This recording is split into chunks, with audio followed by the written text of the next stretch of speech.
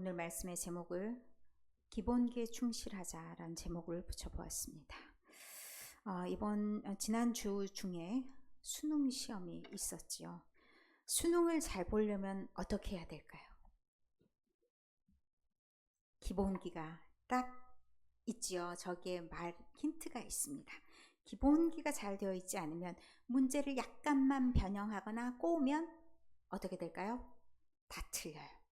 기본기가 탄탄하면 무엇을 이것을 물어보려고 하는 건지 다 알 수가 있어요. 인생에도 기본기가 필요하고 어떤 일에나 기본기가 없는 게 없습니다. 어떤 기본기는 3년 이상을 요하기도 합니다. 어떤 기술을 요하는 일을 하시는 우리 집사님도 계시는데 그런 기술을 익히기까지도 시간이 상당히 필요하죠. 악기 같은 것도 웬만큼 소리가 난다 라고 하려면 최소한 3년의 기간이 필요합니다. 운동은 어떻습니까? 운동도 제대로 된 동작을 따라 하기 위해서는 그 몸으로 하는 것들을 제대로 익히는 것이 필요합니다. 어떤 일에나 기본기가 필요한데 우리의 신앙은 그렇지 않습니까? 우리의 신앙도 마찬가지입니다. 아마도 이게 삶의 태도와 삶의 방향과 삶의 방식을 바꾸는 거기 때문에 몸에 철저하게 익혀지지 않으면 이 기본기가 충실하지 못해서 어떤 인생의 상황을 딱 직면하게 되면 넘어지거나 돌아가시거나 아예 오지 않으시거나 이런 상황이 되기가 참 쉽습니다. 그런데 의외로 우리가 기본기를 참 무시하기가 쉽습니다. 그 기본기라는 것이 어떤 것이고 우리가 가장 유념해 둬야 될 것이 무엇인지를 오늘 말씀이 가장 중심이 될 줄 믿습니다. 아마도 신명기 6장 4절부터 9절의 말씀을 처음 들어보는 사람은 있으나 한 번만 들어보고 들어보지 않았다라는 안 들어본 사람이 있을 수 있습니다. 그러나 한 번만 들어봤다고 말하는 사람은 거의 없을 만큼 많이 알려진 말씀이고 이것이 신약에는 굉장히 많이 변형되어서도 사용이 됩니다. 마태복음, 마가복음, 누가복음 여기에도 계속해서 이 말씀이 등장을 합니다. 어떻게 나오냐를 조금 이따 한번 보시도록 하고요. 말씀의 시작이 4절부터 시작이 되었습니다. 쉐마 본문이라고 합니다. 왜 쉐마 본문이라고 하냐면 들으라 이스라엘아 이렇게 히브리어는 시작하는데 듣다 들어라 이 말이 쉐마라는 말로 시작하기 때문에 쉐마 본문이라고 합니다. 이스라엘 백성들이 가장 중요하게 생각하는 본문이기도 합니다. 이 본문 속에 이스라엘아 들으라 우리 하나님 여호와는 오직 유일한 여호와시니 왜 단 한 분을 강조했을까라는 것은 1절부터 4절까지의 말씀에 힌트가 있습니다. 1절의 말씀 보면 너희가 건너가서 차지할 땅에서 이 말씀이 어디서 지켜져야 되는지 5장에 나온 10계명 12장부터 26장에 나온 신명기 법전이 어디서 행해져야 될지를 말하는데 아직 가지 않은 그곳 너희가 건너갈 그 땅에 가면 그러면 그 땅이 어떤 땅인지를 알아야 되겠죠. 그 땅은 눈에 보기에 아름다운 것들이 참 많고 그들을 현혹할 수 있는 아름다운 신전들이 많고 그렇다는 것은 언제나 마음이 딱 다부지게 먹어지지 않으면 해가닥 넘어갈 수 있는 그런 곳이다 라는 겁니다. 그렇기 때문에 이제부터 마음을 단단히 하고 가야 된다. 다 들어라 들어봐 이러면서 말을 시작한 겁니다. 그 땅에 갔을 때 어떻게 해야 되는지 그 땅이 아주 풍요로운 땅이라는 것이 이제 3절 하반절에 젖과 꿀이 흐르는 땅에서 내가 크게 번성하리라. 잘하면 번성할 수 있어요. 그러나 그렇지 않으면 어떻게 될 건지는 아마 살아보면 알 수가 있겠죠. 그런데 그렇게 하기에 앞서서 주신 말씀이라는 겁니다. 가장 중요한 게 무엇이냐? 하나님과 이스라엘의 관계가 가장 중요한데 아이고 이 신도 한번 믿어볼까? 적어도 괜찮을 것 같아. 이런 마음으로는 그 유혹을 전혀 견딜 수가 없다는 겁니다. 그리고 흔들리는 마음에는 꽃도 피지 않습니다. 땅이 단단해야 열매를 맺을 수 있는 그런 아름다운 날들도 있는 거지. 단단하지 않아요. 비가 조금만 와도 훅 땅이 파여버려요. 뭐가 자랄 수 있겠습니까? 아무것도 자랄 수가 없습니다. 단단한 땅. 그러니까 그 땅이 뭐예요? 마음밭이 단단해야 된다는 것을 미리 점검하고 가는 겁니다. 여러분의 마음은 어떤 마음인지를 한번 이 말씀을 통해서도 점검을 해 보아야 될 겁니다. 여호와 하나님은 유일한 하나님, 단 한 분 하나님, 잊지 마. 갈팡질팡하지도 마. 자, 막 예쁜 엄청나게 아름다운 우상을 보고서 와, 저런 것도 있다고? 이렇게 훅 가서는 안 된다. 이렇게 얘기를 하는 거죠. 그런데 어떤 마음을 가져야 이것이 유지되는지를 5절의 말씀에 얘기해 줍니다. 너는 마음을 다하고, 이 마음이라는 것이 뭐냐면 레바브라는 히브리어를 사용했습니다. 원래 레바브는 심장을 가리키는 말입니다. 요즘에 아이들이 너무 좋은 어떤 걸 경험하면 어떤 표현을 쓰냐면 심장이 아프다 이렇게 말해요. 정확한 표현이에요. 얘네들이 히브리어 공부를 안 했을 텐데 알아요. 심장이 아프다는 말을 알아요. 심장에서 막 떨림이 있는 거예요. 그래서 감정이 너무 격하고 진하면 어때요? 통증이 느껴질 정도로 그런 마음이라는 거예요. 그래서 마음을 다하고, 하나님을 사랑하는 마음인데 어떤 마음이냐면 막 심장이 아플 만큼 그런 정도로 사랑하는 그런 마음이고요. 두 번째는 뜻을 다하고, 이 히브리어는 뭐냐면 네페시라는 말이에요. 숨. 우리 성경에 생기라고 번역되기도 하고 바람이라고도 번역이 되기도 하고 여러 가지 번역이 됐는데, 이것은 그 사람 자체를 뜻하기도 해요. 내 안에 너 있다 라는 표현 쓰잖아요. 내가 온통 그 사람 생각밖에 안 해. 자다 일어나도 그 사람, 누워도 그 사람, 항상 그 사람만 생각나. 그러면 어떻게 표현합니까? 나는 네 생각뿐이요, 이렇게 표현하잖아요. 이 모든 것이 생각만 해도 다 그 사람, 막 뭘 봐도 다 그 사람, 이렇게 떠오르는 것이 하나님이라는 것이죠. 뜻을 다해서 그렇게 사랑한다라고 얘기합니다. 세 번째는 힘을 다하여 라고 표현했습니다. 이 힘이라는 게 사실은 매우 많이 라는 뜻입니다. 아이들과 그런 얘기 하잖아요. 엄마 나 엄만큼 사랑해? 그러고 애들이 물으면 뭐라고 해요? 많이. 그리고 얘한테 또 반대로 묻잖아요. 너는 얼만큼 사랑해? 하늘 땅, 별 땅, 막 이런 말 다 나오잖아요. 이만큼 사랑해, 뭐 우주만큼 사랑해, 이런 말 나오죠. 이와 똑같은 표현이 힘, 메오드라는 표현입니다. 아주 많이요. 이렇게 사랑하는 것이 이 5절에 나오는 말씀입니다. 무엇으로도 다 표현할 수 없는 사랑. 진심이야, 찐이야, 바꿀 수가 없어, 너밖에 없어, 이렇게 표현하는 이런 사랑의 고백이 5절의 말씀입니다. 이것을 이제 가장 적당하게 바꾼 게 뭘까? 아마 그 느낌을 가장 잘 살린 게 마가복음 12장 30절 말씀이 아닐까 싶습니다. 그 가장 신약에서 많이 인용된 말씀이 사실은 신명기 말씀이에요. 근데 신명기의 말씀 중에 이 말씀을 마가복음 12장 30절에 이렇게 바꿨어요. 목숨을 다하고, 그러니까 내 마음을 다하고는 아까 레바부 나왔고요. 이 두 번째 뜻을 다하고가 아까 제가 네페시라는 것을 잘 설명을 어떻게 했을까? 목숨을 다하고 뜻을 다하고. 뜻이라는 건 생각도 있지만 여기에는 목숨이라는 의미도 있습니다. 평생 자나 깨나 비가 오나 눈이 오나 변하지 않는다는 거예요. 항상.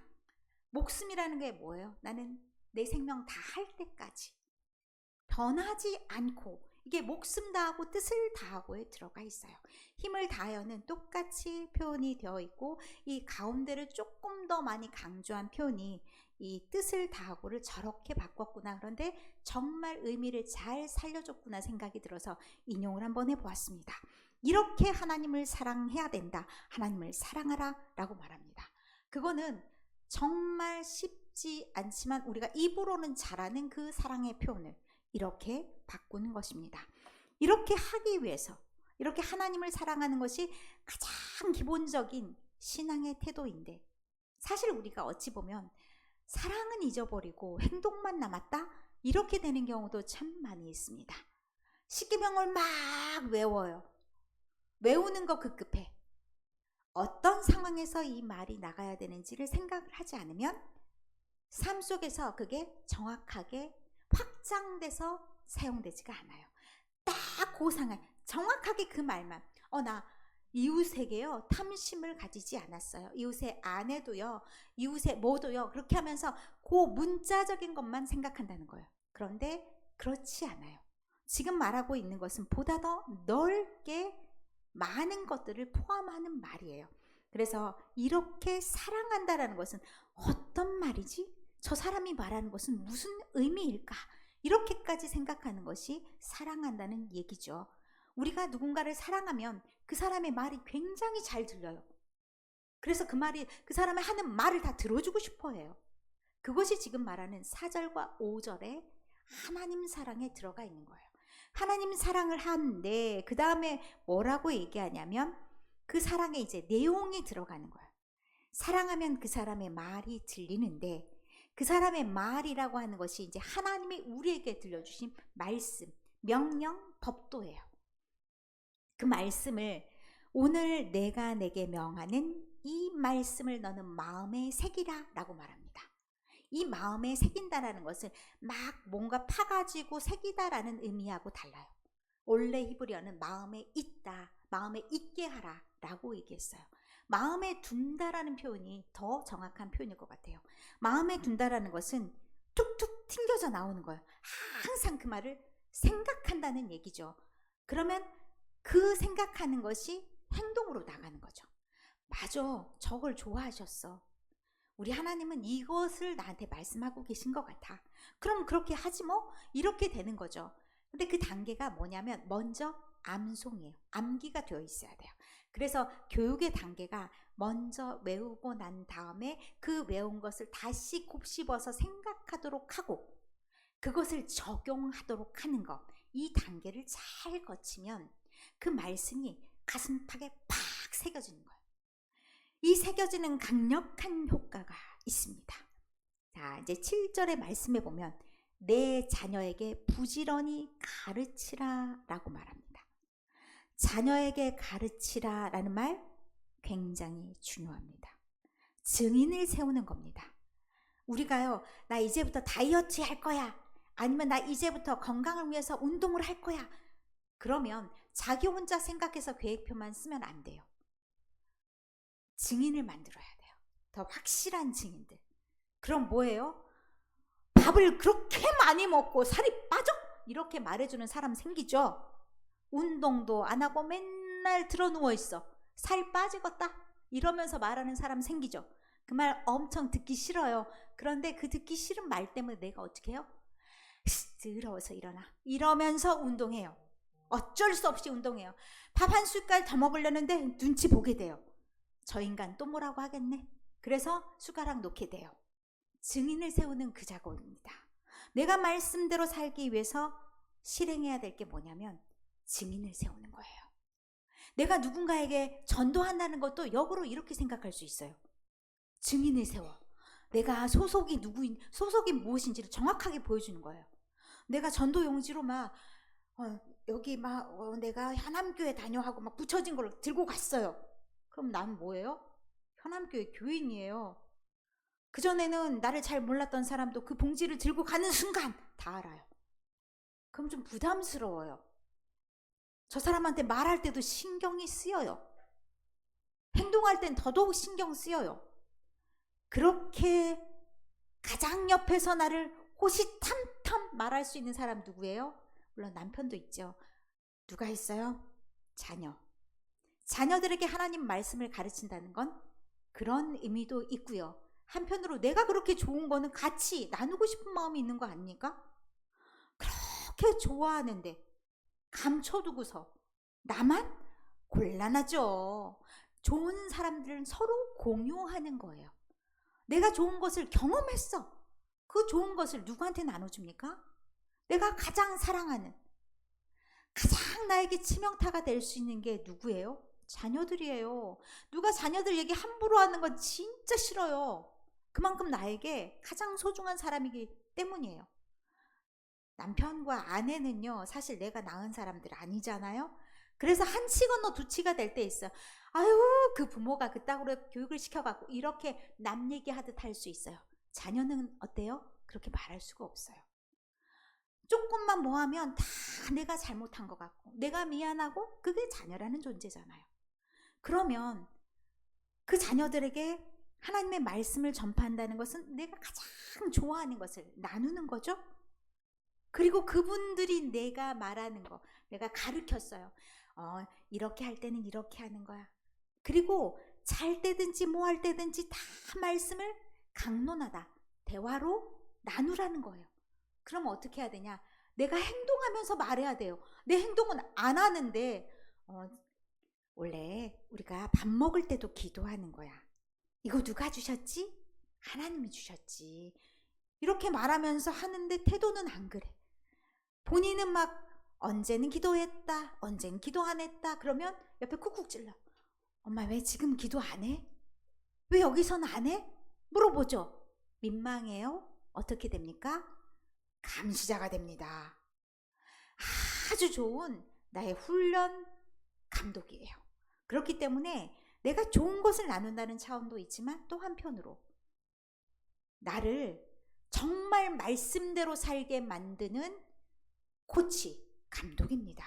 그래서 그들을 말씀대로 잘 양육하는 게 나뿐만 아니라 그들에게도 유용합니다. 그들이 눈으로 보고 막 마음에 있게 했어요. 그 말씀이 마음에 있게 했어요. 그러면 그들만 그렇게 사는 겁니까? 아닙니다. 전달. 그 삶의 경험이 아름답다면, 전제는 아름답다면. 아름답지 않으면요, 안 따라해요. 아름다울 때 그렇게 따라갈 수 있도록 된다는 겁니다. 말씀이 그 안에 있어서 말씀대로 살고 순종하도록 하는 것, 그것이 가장 중요한 기본기입니다. 기본기가 안 돼 있으면 어떻게 해요? 기본기로 다시 돌아가야 되는 거예요. 반복. 그래서 저는 사실은 그걸 하고 싶어요. 1:1 성경 공부. 왜냐하면 1:1 성경 공부를 하다 보면 그 말씀이 여러분의 삶 속에서 어떤 의미인지 그것을 알 수 있기 때문에, 그리고 다른 사람이 안 들었으면 좋겠는 그런 내용들이 있을 수 있어요.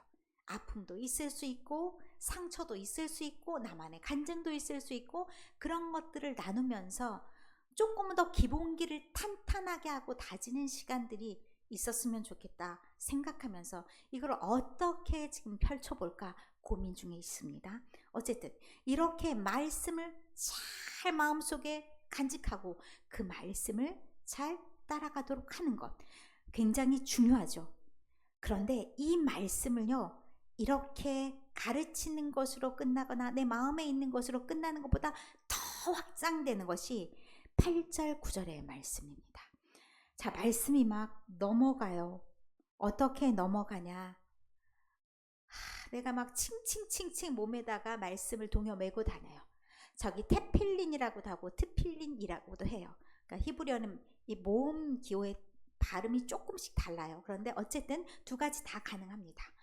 저게 말씀이 들어가 있어요. 저 상자 안에. 이마에도 있지요. 원래는 이 말씀에 보면 미간에 두라고 했는데 이 눈 사이에 뭔가를 붙이기가 쉽지 않죠. 그래서 머리에 저렇게 놔두고 4개의 성경 구문이 저 안에 들어가는, 조그맣게 그 말씀대로 살겠다라는 의지죠. 여기 세마 본문도 하나 들어갑니다. 저렇게 둘둘둘, 머리에도 둘둘둘. 그러면 나는 누구인가요? 나는 하나님의 자녀라는 것을 만천하에 내가 있는 모든 곳에 다 공표하며 다니는 거예요. 집은 어떻게 해요? 집에도 들어가는 문에 매주자라고 하는 건데, 저게도 저 안을 열면 말씀이 들어가 있어요. 그러면 항상 어디든지 말씀과 함께, 이게 생활이에요. 그러면 저 말씀을 내가 살아내겠다는 각오이죠. 내가 가는 어느 곳이나 나와 함께 하시는 하나님과 함께 말씀이 생활이 되도록 그렇게 살아가겠다 다짐하는 겁니다. 이 3박자가 딱 맞아야 기본기가 아이고 충실하네, 잘 돼 있네 라고 말하는 겁니다. 그런데 이렇게 하기가 참 쉽지가 않아서 바로 뒤에 나오는 10절 이하의 본문에 어떤 말씀이 나오냐, 참 너의 마음 변하기 쉽다, 이 레바브가 변하기 쉽다라는 건데, 충족할 때, 아주 풍족한 상황이 됐을 때도 우리 마음이 변하기가 쉽다는 겁니다. 너무 편해, 잊어버려. 그래서 내게 배불리 먹게 하실 때 조심해라 라고 말합니다. 그 상황에서 이제 아무것도 아쉬울 게 없네 라고 하면 여호와 하나님을 버리게 되고 편심하게 되고 어려운 일을 이제 또 당할 수 있는 상황이 될 수밖에 없다는 거죠. 이렇게 잘 나갔을 때 문제, 또 어려움이 생겼을 때도 문제. 어려움이 생기면 어떻게 해요? 아유, 하나님이 이거 해주실지 한번 시험해 볼까? 이런 마음이 생긴다는 겁니다. 완전한 믿음이 아니라요, 이러면 어떻게 할까? 저러면 어떻게 할까? 하면서 하나님의 능력치를 괜히 한번 쑤셔보고 싶은 그런 마음이 생긴다. 여러 번 이스라엘 백성들이 광야 생활하면서 경험했죠. 물이 없으면 물이 없다고 난리, 먹을 것이 없으면 먹을 것이 없다고 난리. 그 난리들 불평의 삶의 연속이었어요. 그와 같이 어려우면 어려운 순간도 통과 못해. 확인하고 싶어요. 당신 나 사랑하는 건 맞아? 우리 일상 중에도 그런 거 많이 하죠. 흔들리는 마음을 붙잡아 주기를 원하는 그런 마음들이 있는 거야. 진득함이 없어. 조금만 뭐 하면 막 너무너무 사시나무 떨듯이 떨어. 그리고 흔들려. 이것이 어려울 때도 우리가 마음을 확실하게 해야 되는 이유이기도 하고, 저 때도 흔들렸다. 그럼 뭐예요? 기본기로 돌아가자. 이 마음이 다시 우리 마음에 있어야 된다는 얘기입니다. 그래서 우리는 어떤 거를 반복해서 생각해 봐야 되냐면, 나의 기본기를 다시 한번 점검해보고 무한 반복의 시간이 있어야 된다는 얘기입니다.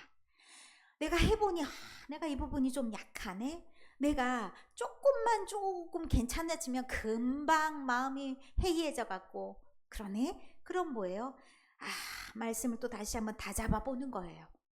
내 말씀에 내가 잘 지금 적용하고 있는지, 말씀 안에 제대로 붙어 있는 건지 다시 한번 말씀으로 다잡아보는 시간들, 오히려 말씀을 더 읽는 시간들이 필요한 거죠. 그리고 또 뭐가 필요해요? 주변 사람들이 내가 교회 다니는지도 모르는 것 같아. 아니면 너무 익숙해. 아유, 저 사람은 뭐 다니는 사람이야 하고 그냥 넘어가. 아니요, 익숙하지 않는 다른 사람들에게 내가 그리스도인임을 말할 필요가 있습니다. 그러면 어때요? 그들이 저 사람이 기독교인이었어, 어디 잘하나 보자 하고 감시의 눈을 나한테 밝혀요.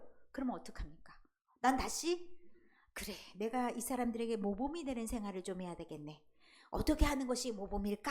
다시 한번 생각해 봐야 되죠.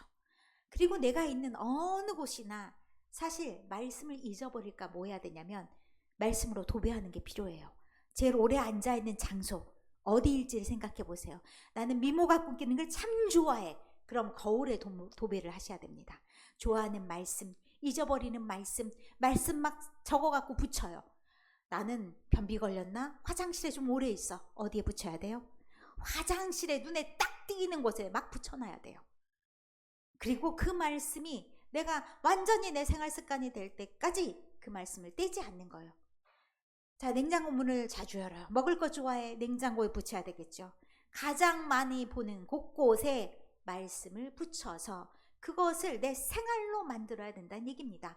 그렇게 돼야 이것이 내 것이지 되는 것이죠. 내 것이 돼야 어떻게 돼요?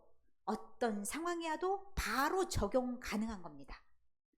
틈틈이 여러분 치매도 걸리지 않게 미리 준비합시다. 뭘 해야 됩니까? 암송. 100번을 외워도 외워지지 않네. 어떻게 해요? 그러니까 사방대 붙이는 거예요. 사방대 붙여서 볼 때마다 10번씩 읽어보자. 설마 안 외워지겠어?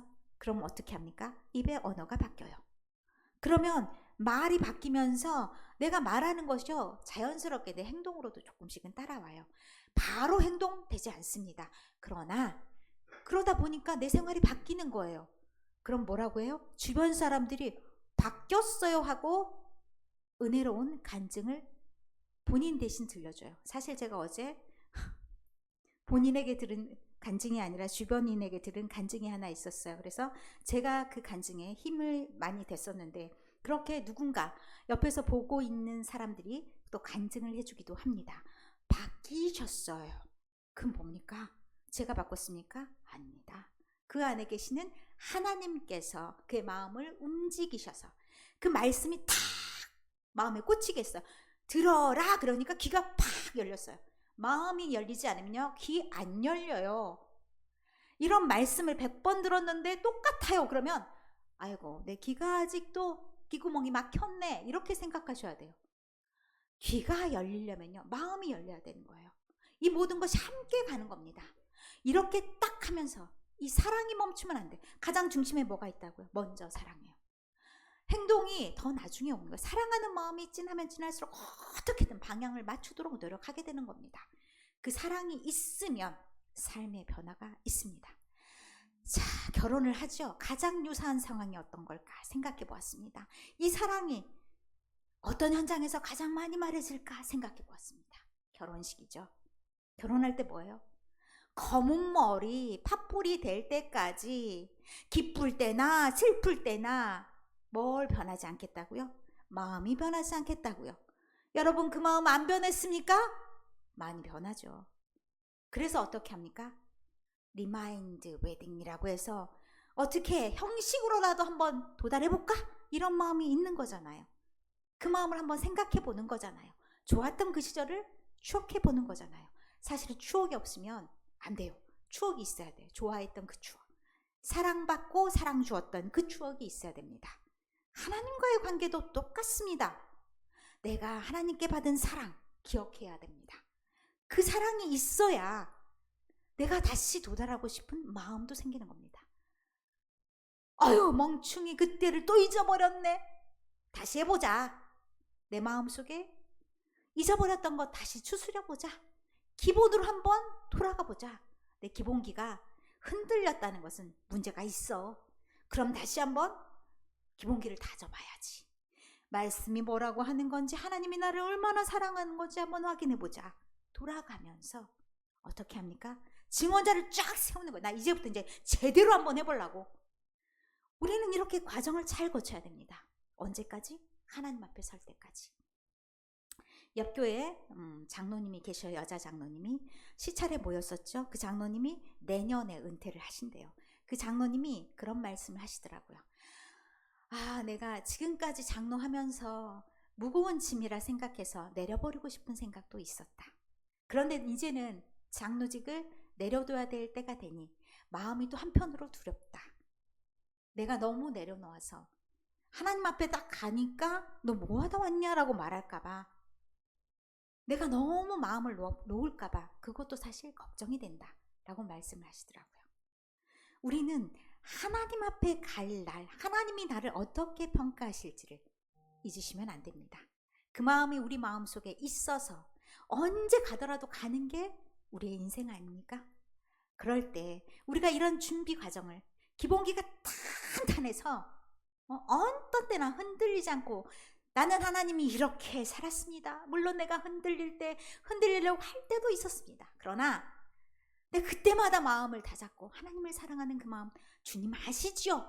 이런 마음으로 하나님 앞에 설 수 있기를, 그런 마음으로 나아가기를 원합니다.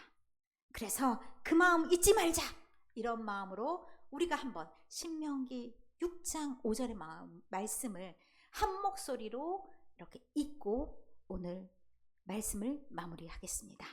너는 마음을 다하고 뜻을 다하고